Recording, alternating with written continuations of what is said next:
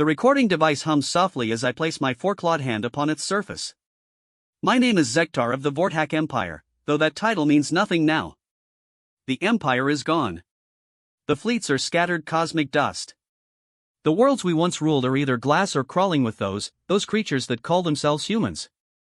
I am the last of my kind to witness what they did to us. What they became when we pushed them too far.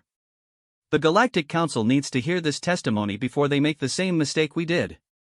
Before they underestimate the species that turned war itself into an art form so terrible that even death feared to tread where humans walked. It began 3 cycles ago when our long-range scouts detected a small blue world in the outer rim. The planet showed signs of a developing civilization, nothing more than primitive chemical rockets and basic electromagnetic communications.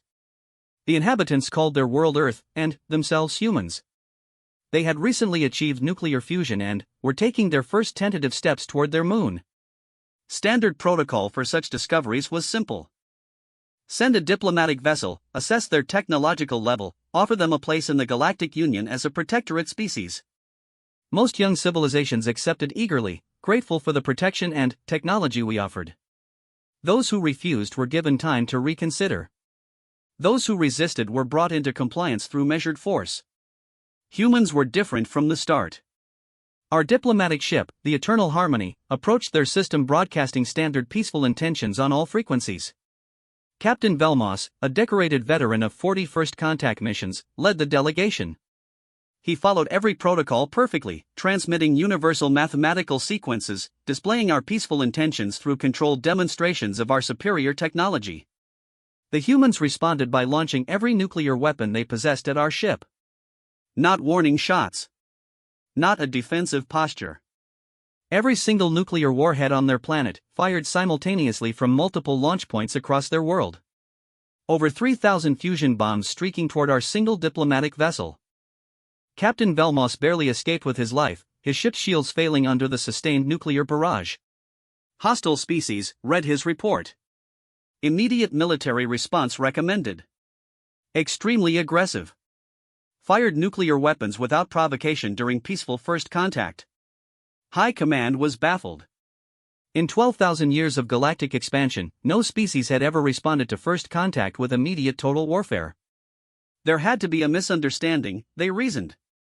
Perhaps these humans had mistaken our approach for an invasion. Surely once they understood our peaceful intentions, they would see reason. Admiral Kathvar was dispatched with a full battle fleet to establish proper relations. 300 ships, enough firepower to crack a continent, but with strict orders to avoid civilian casualties.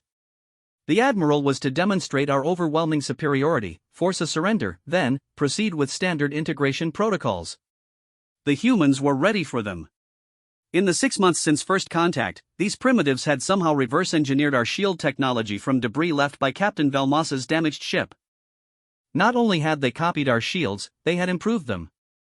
Their entire planet was protected by an energy barrier that absorbed our weapons fire and grew stronger with each blast. But that was just the beginning of the nightmare. As Admiral Kathvar's fleet approached Earth, the humans began broadcasting on every frequency. Not surrender terms or diplomatic overtures. They were broadcasting something they called music. Primitive auditory patterns that somehow conveyed emotions across species barriers.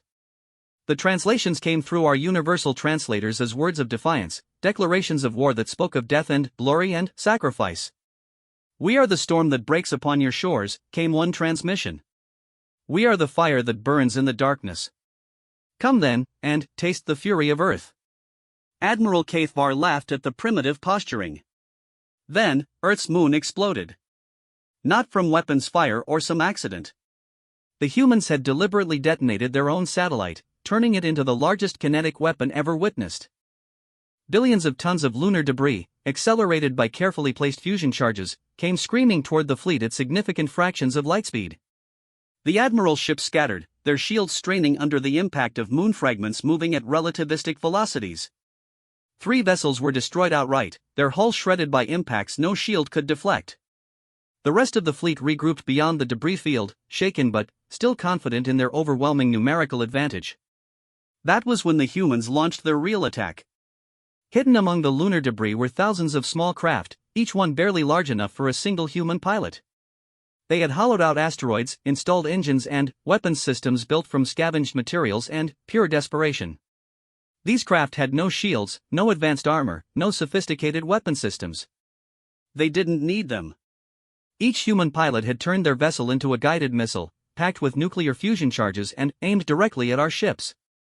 They came screaming out of the lunar debris field like demons from some primitive hell, broadcasting those same defiant songs as they flew to certain death. For Earth, they screamed across the communication channels. For humanity. For the children who will never be slaves. Admiral Cathvar ordered the fleet to open fire, to destroy these suicidal craft before they could reach his ships. Our targeting computers locked onto the approaching vessels, our energy weapons charged to full power. We could have destroyed every human craft in seconds. But, for each human ship we destroyed, 2 more came screaming out of the darkness. They had hidden thousands of these makeshift fighters in the asteroid belt, among the space debris, even inside hollowed-out comets. As soon as one wave was destroyed, another appeared, then another, then another. Each pilot flying to certain death with songs of war on their lips and nuclear fire in their bellies. The first human ship to reach the fleet rammed directly into the dreadnought Sovereign's Pride, a kilometer-long warship that had seen victory in a dozen campaigns. The human craft was no bigger than an escape pod, but the fusion charge it carried burned through our armor like acid through flesh. The Pride broke in half, its atmosphere venting into space as secondary explosions ripped through its hull. That was just the beginning. More human craft reached the fleet, each one piloted by a being who had already accepted death as the price of defiance. They rammed our ships with precision that spoke of careful planning, targeting our engines, our weapon systems, our command centers. Each impact was followed by a fusion explosion that carved away chunks of our vessels like some hungry cosmic predator. In less than an hour, the humans had destroyed or crippled 60 ships of the line with nothing but scrap metal and suicidal courage. Admiral Cathvar's mighty fleet was in full retreat, limping back to Imperial space with tales that High Command initially refused to believe. Impossible, declared Grand Admiral Thurrock when the reports reached the capital. A primitive species with chemical rockets cannot defeat our finest battle fleet. But, the evidence was undeniable. 60 ships lost, including 3 dreadnoughts and a dozen heavy cruisers. Thousands of Imperial personnel dead or captured. The surviving crews spoke of humans who fought like living weapons, who turned their own deaths into victories, who sang songs of war as they died in nuclear fire. The Vorthak Empire had ruled the galaxy for 12 millennia.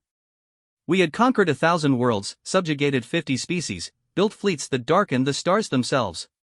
Never in our history had a primitive world inflicted such casualties on our forces. High Command's response was swift and merciless. If these humans wanted war, they would have it.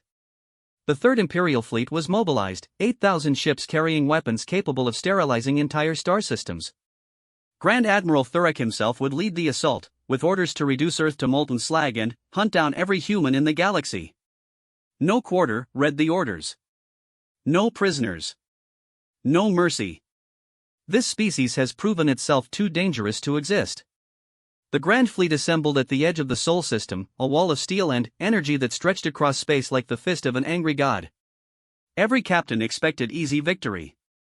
Surely no primitive world could stand against such overwhelming force. We were about to learn why humans had a saying about assumptions. As our fleet moved into attack formation, sensors detected massive energy readings from Earth's surface. The humans had spent the months since Admiral Cathvar's defeat building something in the depths of their oceans, something that registered on our instruments as a single massive fusion reactor. Probably their planetary shield generator, reported our intelligence officer. Impressive for primitives, but our weapons will crack it eventually. Then, Earth's oceans began to boil. The humans hadn't built a shield generator. They had turned their entire planet into a weapon. Every sea, every lake, every river had been converted into a massive fusion reactor, using their world's water as fuel for a reaction that defied every law of physics our scientists understood. The energy released was beyond calculation. Earth began to glow like a star, its atmosphere blazing with fusion fire as the humans fed their own biosphere into the reactor they had built. The planet's magnetic field twisted into configurations that our instruments couldn't read, creating spatial distortions that made our targeting computers scream in protest. And, from the heart of that blazing world came a transmission that would haunt my dreams forever. "We are become death, destroyer of worlds," came the human voice, calm and terrible in its certainty. You wanted to see what humans become when you threaten our children. Witness us. Earth exploded outward in a controlled fusion detonation that turned an entire world into a weapon. But this wasn't destruction born of desperation. This was calculated, planned, deliberately engineered to create the maximum possible damage to our fleet. The humans had studied our ship configurations from the previous battles, analyzed our tactical formations, and designed their world weapons specifically to counter our overwhelming numerical advantage. The fusion wave hit our fleet like the breath of an angry star. Ships that had weathered a dozen campaigns were vaporized instantly, their shields and armor meaningless against energies that turned matter itself into plasma. The lucky ones died quickly. The unlucky ones were caught in the gravitational anomalies created by the planetary fusion reaction, stretched and twisted by forces that turned spacetime itself into a weapon. I watched from the bridge of the command dreadnought as 8,000 Imperial ships were reduced to expanding clouds of superheated gas in less than 30 seconds. The greatest fleet ever assembled by the Vorthak Empire, destroyed by primitives who had turned their own world into a stellar phenomenon. But, even in death, the humans weren't finished with us. As Earth died in nuclear fire, artificial structures began emerging from the planetary debris. Massive constructions that had been hidden beneath the planet's surface, protected by layers of rock and ocean until the moment of detonation. These weren't ships in any conventional sense. They were mobile weapons platforms, each one the size of a city and armed with weapons technology that shouldn't have been possible. The humans had been building them for months, using materials and techniques scavenged from our own captured ships. They had taken our technology, improved it, and mounted it on platforms designed for one purpose: hunting Imperial vessels across the galaxy. Each weapons platform carried a crew of humans who had volunteered for what they called the Eternal Patrol. They had modified themselves with cybernetic implants that would keep them alive indefinitely, turning themselves into living weapons whose only purpose was hunting down every ship that had participated in the attack on their world. As our remaining vessels fled the Sol system, these human hunters followed us into hyperspace itself. They had learned to track our ships through dimensions our own scientists barely understood, pursuing us with a patience and determination that bordered on the supernatural. One by one, our ships began disappearing during hyperspace transit.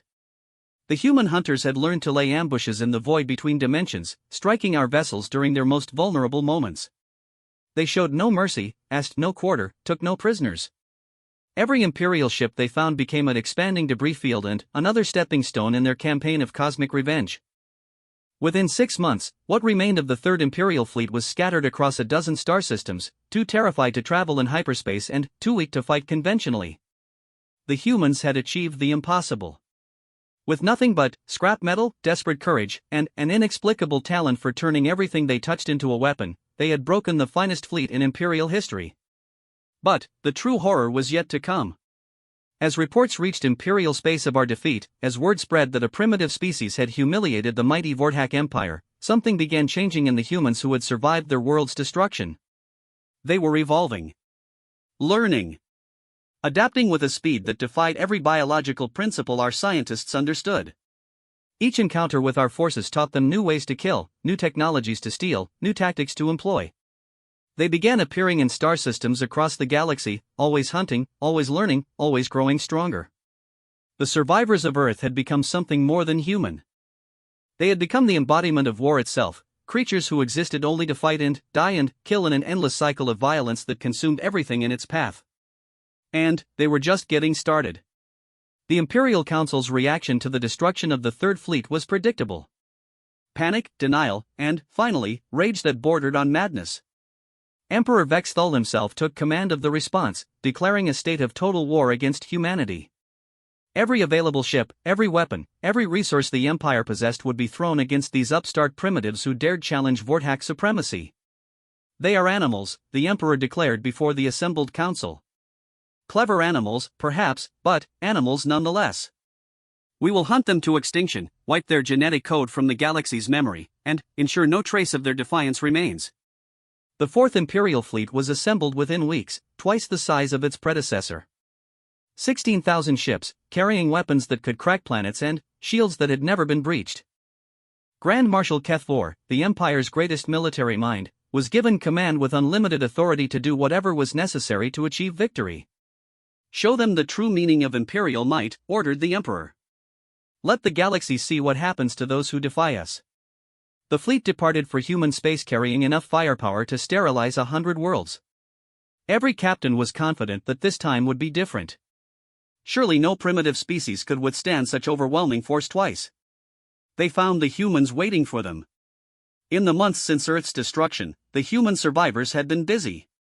They had infiltrated a dozen star systems, establishing hidden bases on asteroids, moons, and rogue planets throughout the galaxy's outer rim. Each base was a fortress factory, producing weapons and ships using stolen Imperial technology and human innovation. But more disturbing were the changes in the humans themselves. The beings that had fled Earth's destruction were no longer entirely organic. They had begun modifying their own biology, integrating captured Imperial technology directly into their bodies.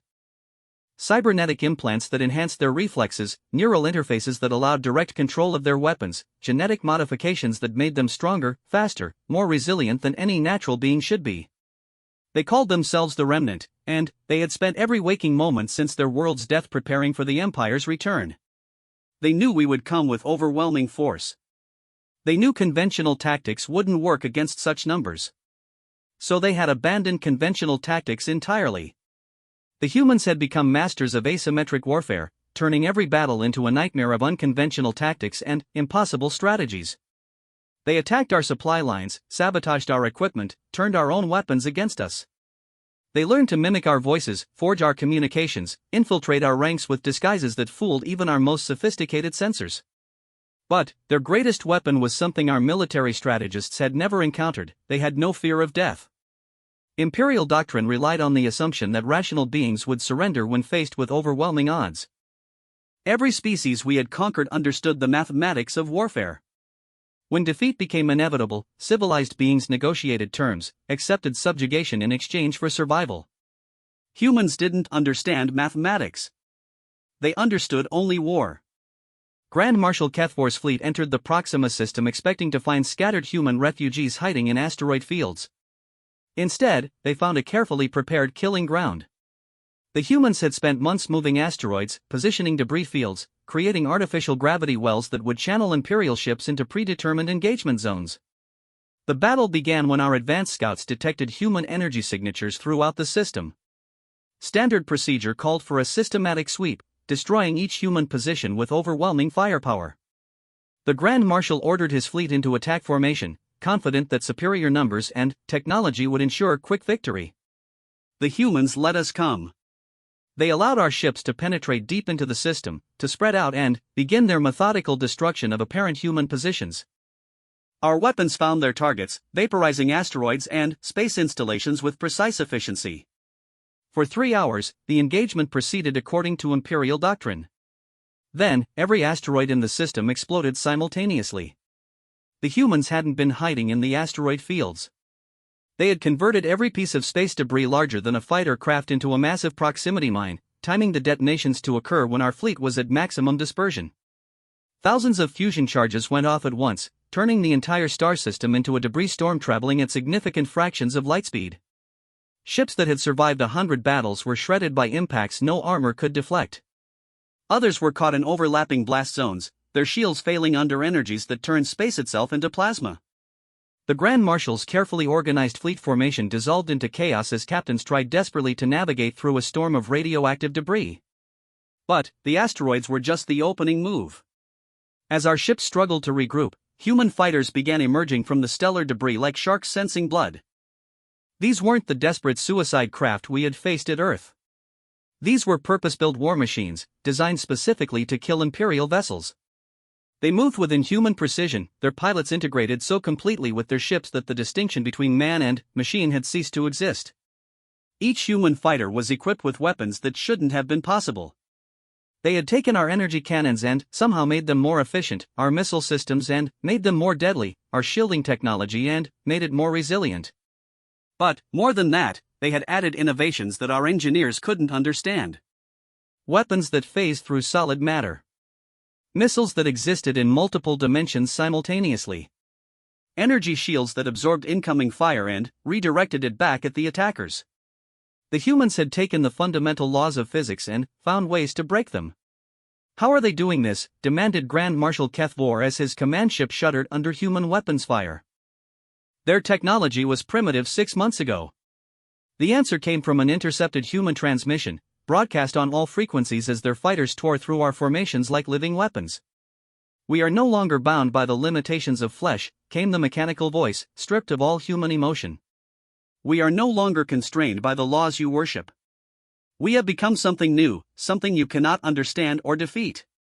We are evolution itself, driven by the need for vengeance."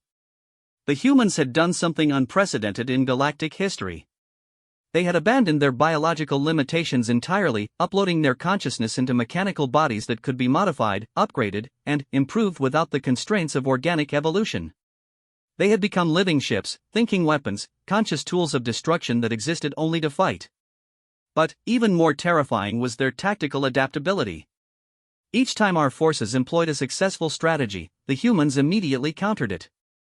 Each time we found a weakness in their formations, they corrected it within minutes.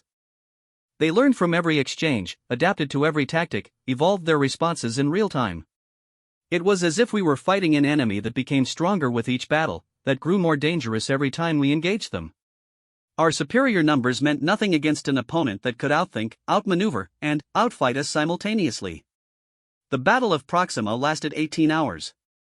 When it ended, the Fourth Imperial Fleet had ceased to exist as a coherent fighting force. 14,000 ships destroyed or captured, their crews either dead or worse. The humans had taken prisoners this time, though what they did with them was beyond our understanding. Captured Imperial personnel were found weeks later drifting in escape pods throughout human space. They were alive, technically, but something fundamental had been changed. They spoke in mechanical voices about the glory of human victory, the inevitability of Imperial defeat, the joy of serving their new masters. The humans had learned to reprogram organic minds, turning our own people into weapons against us. Every captured crew member became a spy, a saboteur, a loyal servant of the remnant who retained all their Imperial knowledge while serving human interests with fanatical devotion. Emperor Vexthal's response was to mobilize the entire Imperial Navy. Every ship, every weapon, every resource the Empire possessed would be concentrated into a single, overwhelming assault. The Fifth Imperial Fleet numbered over 50,000 vessels, supported by orbital fortresses, mobile battle stations, and weapons platforms that could crack star systems.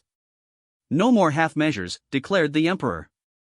"We will burn every world they have touched, sterilize every system where humans have been detected, and ensure this infection spreads no further." But, as the Imperial Fleet prepared for total war, disturbing reports began arriving from across the galaxy. Human infiltrators had been detected in a dozen star systems, always working in small groups, always vanishing before Imperial forces could respond. They were studying our colonies, mapping our defenses, learning everything they could about Imperial infrastructure. More worrying were the reports from Imperial scientists who had been analyzing captured human technology. The weapons and equipment recovered from battle sites showed clear evidence of continuous improvement. Each human device was more sophisticated than the last, incorporating innovations that shouldn't have been possible given their limited resources. "They're not just adapting," reported Chief Scientist Veltar during an emergency council session. "They're evolving at an accelerated rate. Every piece of technology they capture, every battle they fight, every Imperial technique they observe becomes part of their collective knowledge. They're becoming more advanced with each encounter." The implications were staggering. If the humans continued to evolve at this rate, they would soon surpass Imperial technology entirely. What had begun as a simple punitive expedition against primitive savages was becoming an existential threat to the Empire itself. Emperor Vexthal ordered the deployment of the Empire's most secret weapons. Dimensional bombs that could collapse entire star systems. Bioweapons that could sterilize worlds. Reality disruptors that could unmake matter at the quantum level. If conventional warfare couldn't stop the human threat, then the Empire would resort to weapons so terrible they had been banned by galactic treaty. The humans were ready for them. Somehow, impossibly, they had learned about our secret weapons before we deployed them. Human infiltrators had penetrated the deepest levels of Imperial security, stealing plans for weapons that existed only in classified databases. More than that, they had already developed countermeasures. When our dimensional bombs were deployed, human reality anchors prevented the spacetime collapse. When our bioweapons were released, human immunity boosters neutralized the organic agents. When our reality disruptors were activated, human probability shields deflected the quantum effects. It was as if they could see the future, anticipate our every move before we made it. Every Imperial strategy was countered before it could be implemented. Every secret weapon was neutralized before it could be deployed. Every tactical advantage was turned against us. The Fifth Imperial Fleet finally engaged human forces in the Kepler system, confident that overwhelming numbers would ensure victory. The humans met them with a force barely a tenth the size of the Imperial Armada. 700 ships against 50,000. The mathematics of warfare made human defeat inevitable. The humans didn't care about mathematics. They had spent the months since Proxima developing new tactics, new weapons, new ways to turn Imperial advantages into vulnerabilities. They attacked not with conventional ship-to-ship combat, but with something far more insidious. Nanoscale weapons that infected Imperial ships like a technological plague, spreading through their systems and turning their own equipment against them. Quantum viruses that corrupted our computer networks, making our weapons fire on each other instead of human targets. Psionic dampers that somehow interfered with crew brain patterns, causing confusion, panic, and complete tactical breakdown. But their most effective weapon was psychological warfare elevated to an art form. The humans had learned to project fear itself, broadcasting emotions that bypassed rational thought and struck directly at the primitive survival instincts buried in every sentient mind. Our crews began experiencing nightmares during combat, visions of their own deaths so vivid they became paralyzed with terror. Our officers found themselves making tactical errors they would never normally consider, their judgment clouded by an overwhelming sense of impending doom. Our computers began malfunctioning as their artificial intelligence cores were somehow infected with the same fear that paralyzed our organic crews. Within 6 hours of engagement, the Fifth Imperial Fleet was in full retreat despite overwhelming numerical superiority. Our ships fled in random directions, their crews too terrified to maintain formation or follow orders. The humans pursued them through hyperspace itself, picking off stragglers with the patience of experienced hunters. Emperor Vexthal received the battle reports in stunned silence. 50,000 ships defeated by 700. The Empire's greatest military force routed by primitives who had learned to weaponize terror itself. The mathematics of the situation were impossible, but the evidence was undeniable. The Vorthak Empire, master of the galaxy for 12 millennia, was losing a war to a species that had achieved spaceflight less than a century ago. But the humans weren't finished with their education in the realities of warfare. As Imperial forces regrouped and tried to understand what had happened to them, human agents were spreading throughout the galaxy, carrying something far more dangerous than weapons or ships. They were carrying ideas. Stories of how a primitive species had humiliated the mighty Vorthak Empire. Proof that Imperial invincibility was a myth. Evidence that the galaxy's greatest military power could be defeated by beings who refused to accept the limitations of conventional warfare. Subject species throughout the Empire began experiencing something they hadn't felt in centuries: hope. If humans could defeat Imperial fleets, perhaps other species could as well. If primitives could develop technology that surpassed Imperial science, perhaps the Empire's technological superiority was not absolute. Rebellions began breaking out across Imperial space. Not the usual protests or civil disobedience, but coordinated military actions supported by weapons and tactics that bore clear human influence. Subject species who had accepted Imperial rule for generations suddenly possessed advanced technology and an inexplicable understanding of Imperial weaknesses. The humans had done more than win battles. They had shattered the myth of Imperial invincibility, and that shattering was spreading like a virus throughout the galaxy. Every victory against Imperial forces inspired 10 more rebellions. Every successful resistance encouraged 100 more acts of defiance. The Empire was beginning to collapse, not from external invasion but from internal revolution inspired by human example. And, somewhere in the darkness between the stars, the remnant watched and waited and planned the next phase of their campaign against the beings who would dare to threaten their world. The collapse began in the Outer Rim territories, where Imperial control had always been loosest.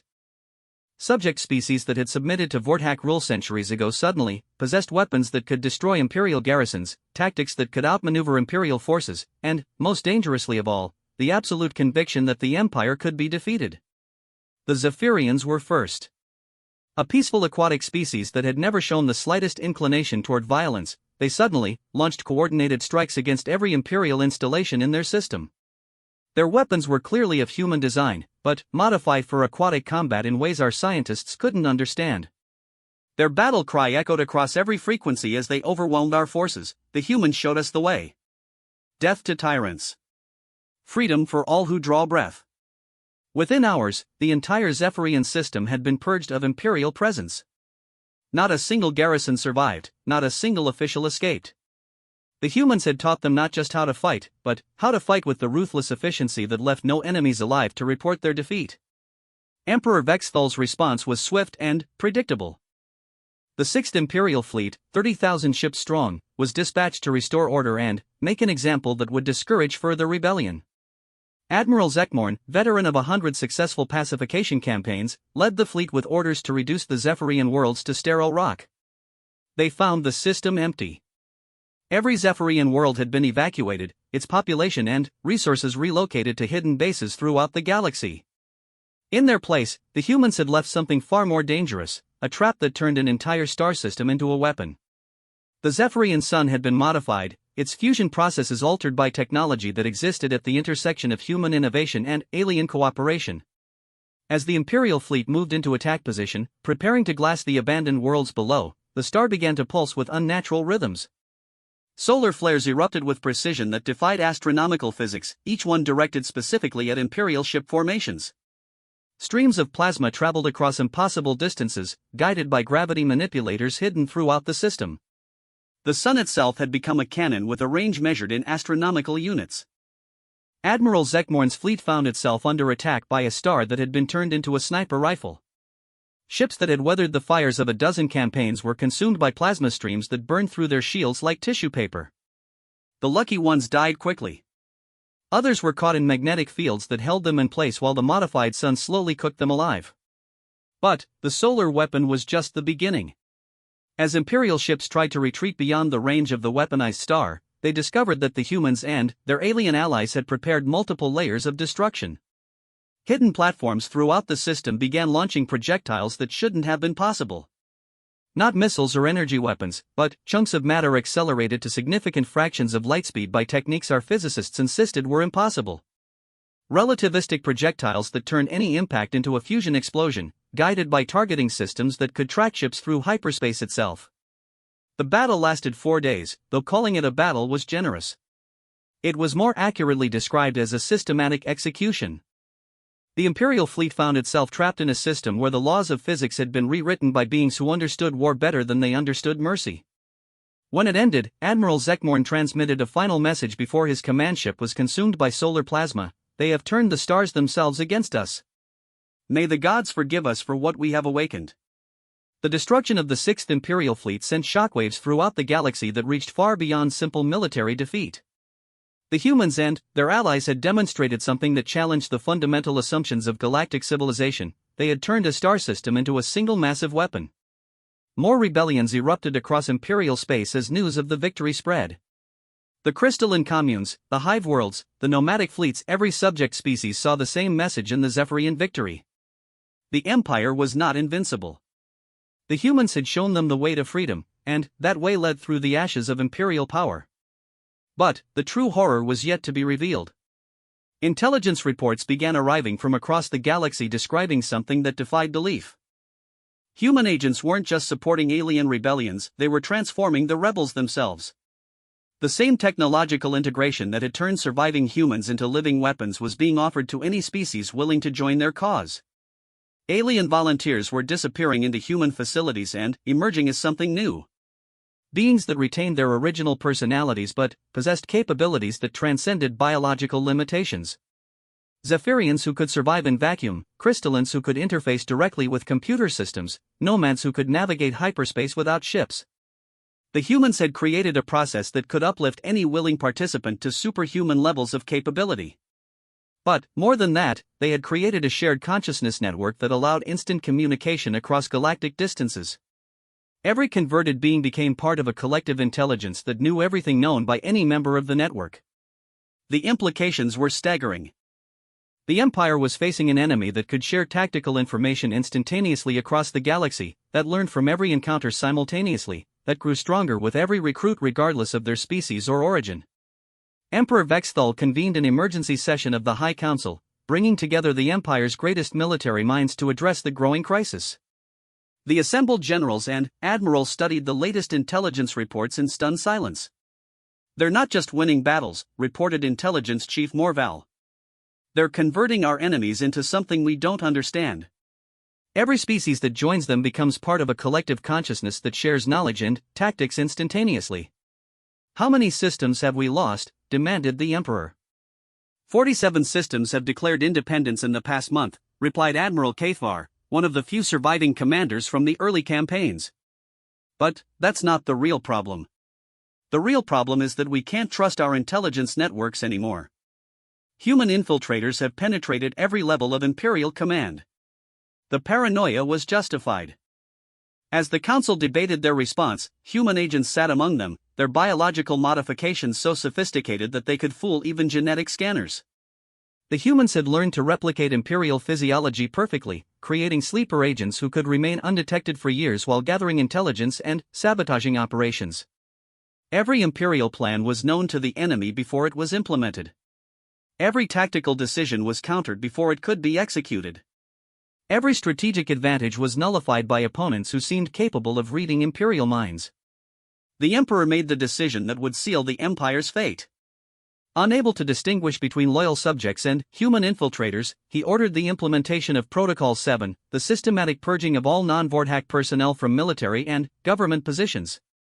The decision backfired catastrophically. Loyal alien subjects who had served the Empire faithfully for generations found themselves branded as potential traitors and removed from positions of responsibility. Many of these displaced personnel defected to human forces, bringing with them detailed knowledge of Imperial operations and bitter resentment against their former masters. More importantly, the purges revealed the true extent of human infiltration. The removed personnel included not just loyal aliens, but dozens of human agents who had been operating at the highest levels of Imperial command. Their exposure confirmed the worst fears of Imperial leadership: the humans knew everything. Every Imperial battle plan, every troop movement, every technological development had been monitored and reported to human intelligence.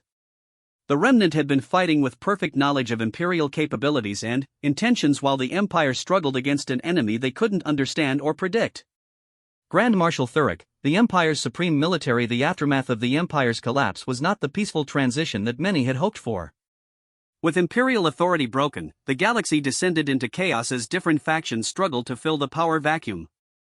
Some worlds declared independence, others formed defensive alliances, and many simply descended into civil war as old grievances surfaced without Imperial peacekeepers to maintain order.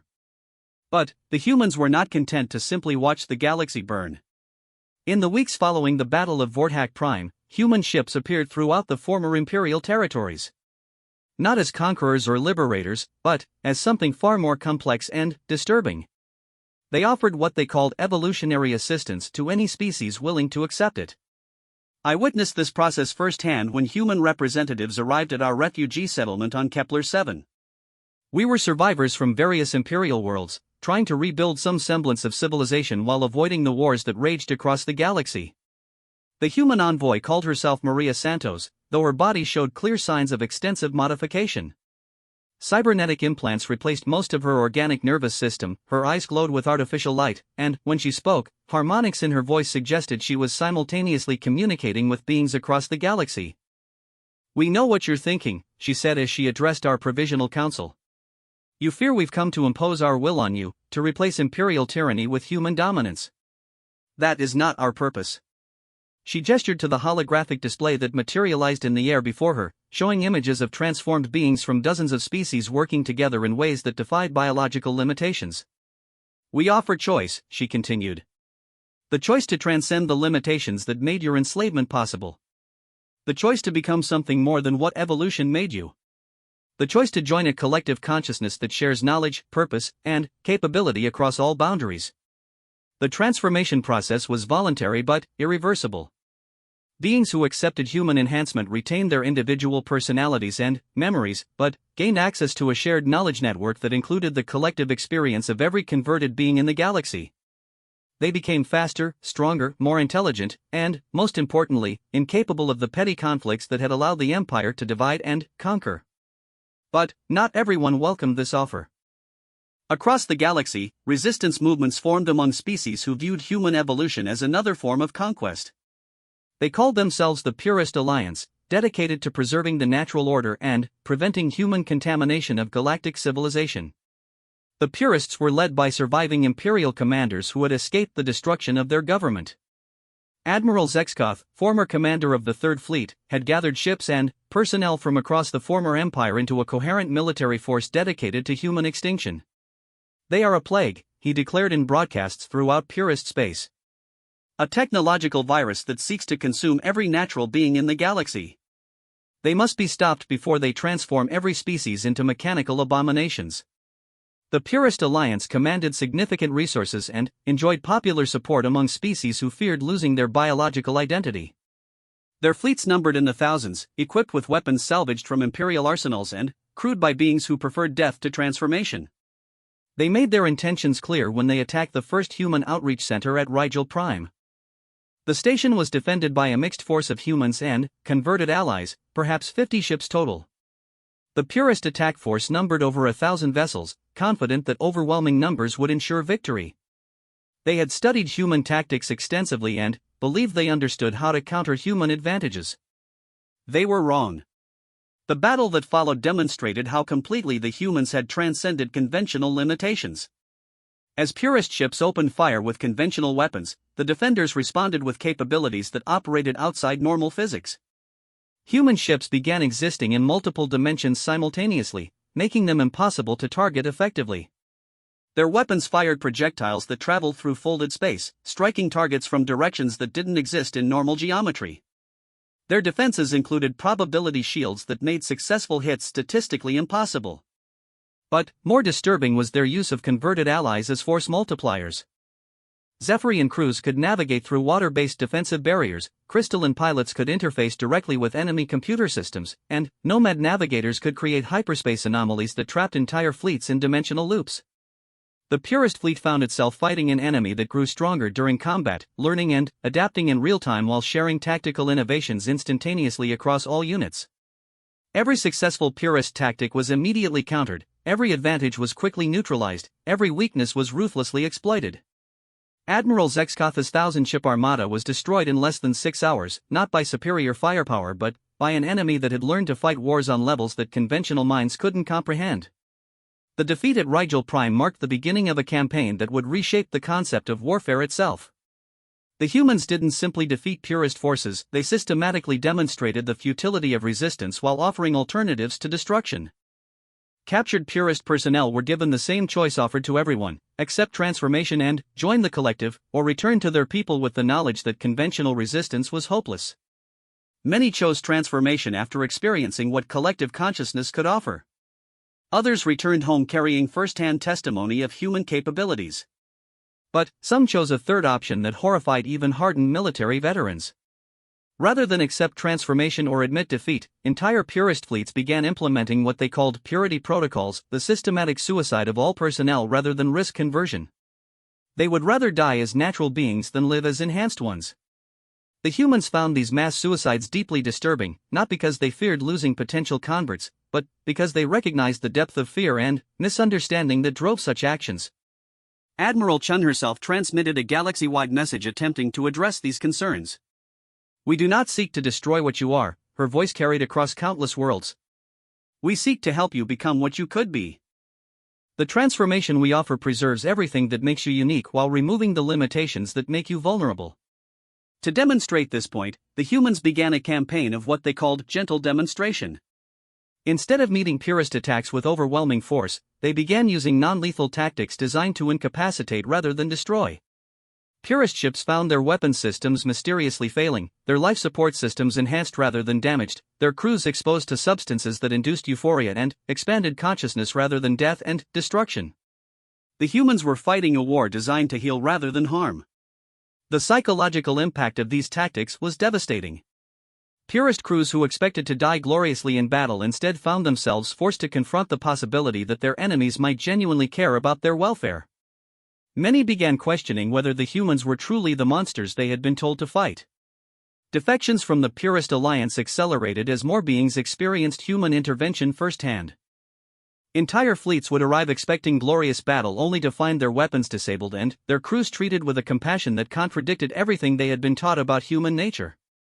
But Admiral Zekskov and his hardcore followers refused to accept evidence that challenged their fundamental beliefs about human evil. They began developing increasingly desperate tactics designed to force the humans into conventional warfare.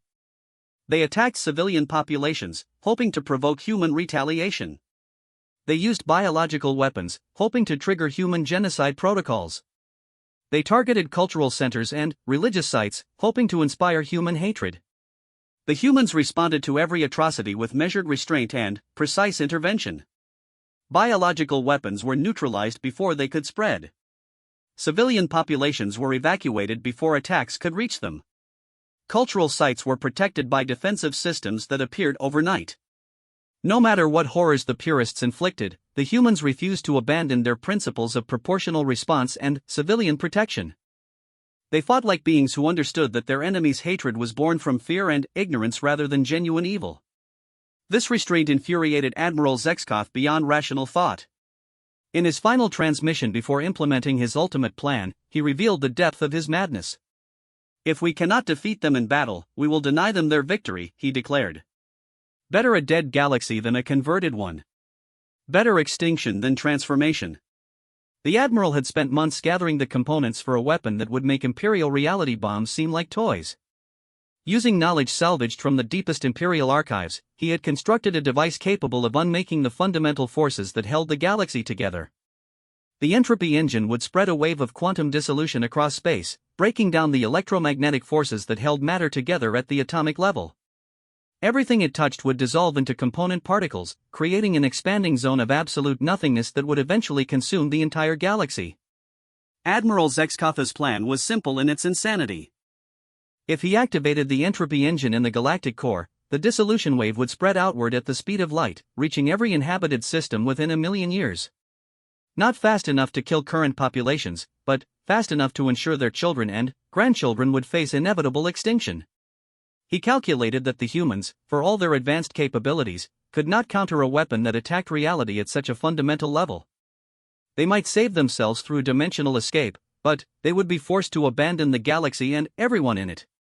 The Admiral activated the entropy engine at the center of the galaxy, in a region thick with ancient stars and primordial matter.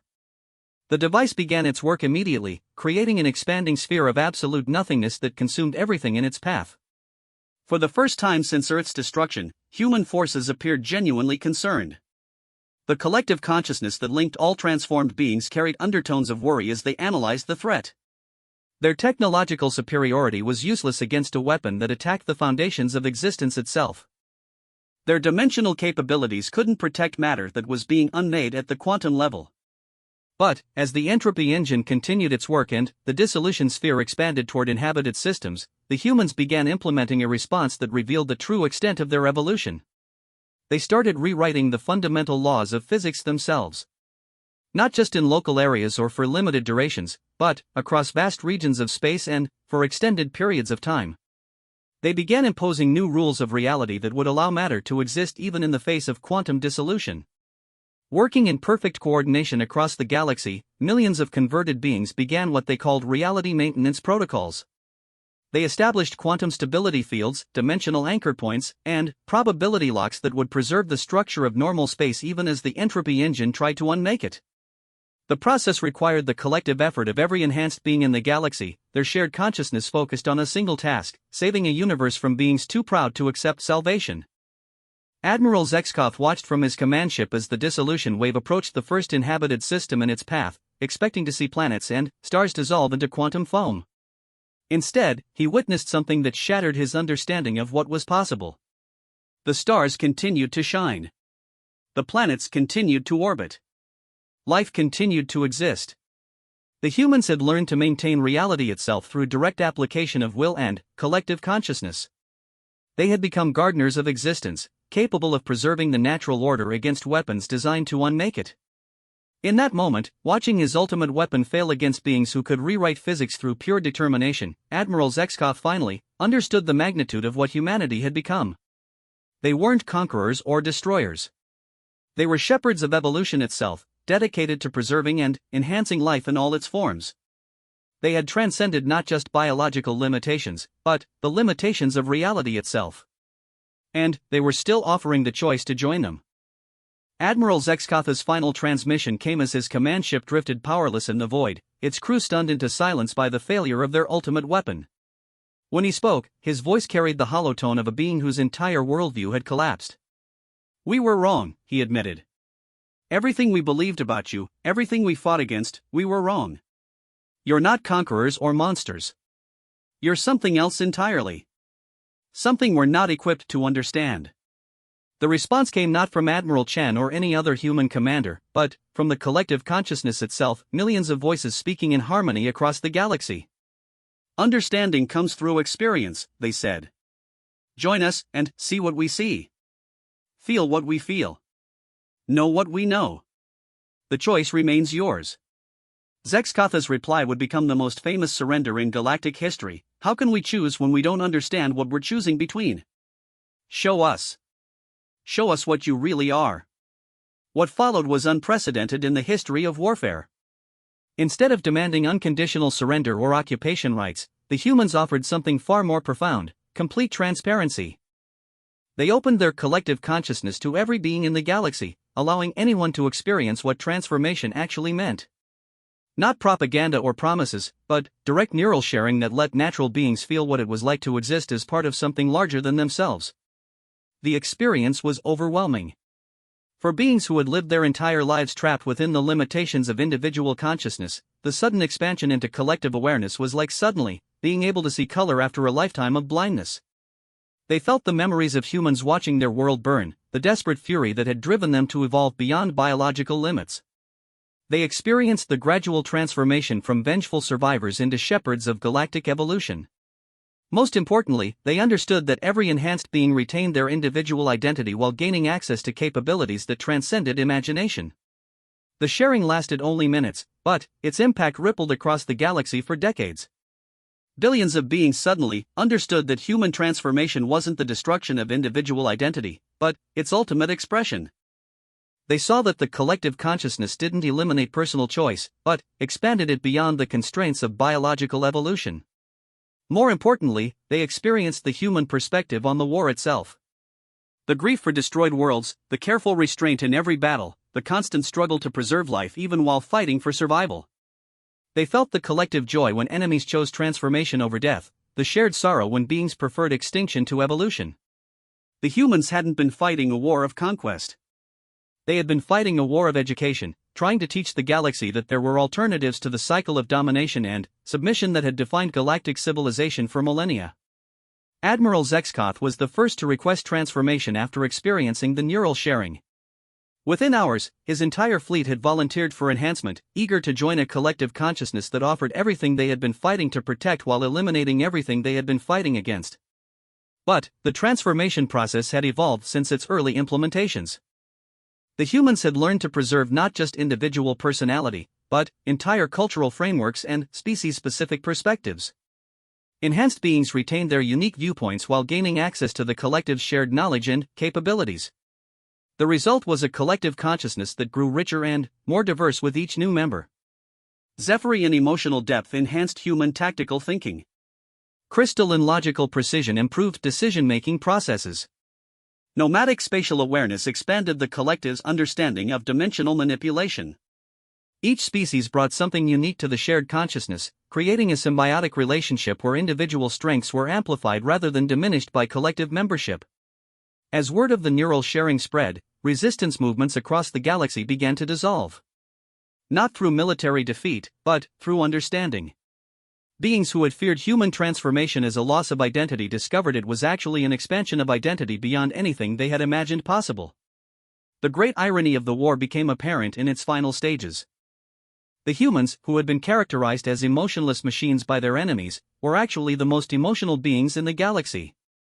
Their transformation had preserved and amplified human emotional capacity while removing the biological limitations that made those emotions destructive. They felt joy more intensely than any natural being, but they also felt compassion that extended to every living creature in the galaxy. They experienced love that transcended species boundaries and empathy that made the suffering of others literally painful to endure. This emotional depth was what had prevented them from simply conquering the galaxy through superior force. Despite possessing capabilities that made resistance futile, they continued to offer choice and voluntary transformation because they could not bear to impose their will on unwilling beings. The final holdout against human expansion was not a military force or government, but a philosophical movement led by a being called the Keeper of Natural Order. This entity claimed to represent the will of the universe itself, arguing that human transformation violated fundamental cosmic principles. The Keeper established a sanctuary on a rogue planet in intergalactic space, gathering beings from across the galaxy who wished to remain in their natural state. They called it the Last World, a preserve for unmodified consciousness in a galaxy increasingly dominated by collective thought. The humans respected this choice, establishing a protective boundary around the sanctuary and ensuring its inhabitants could live according to their beliefs without interference. But the Keeper demanded more than mere tolerance. They wanted the humans to reverse all transformations and return the galaxy to its natural state.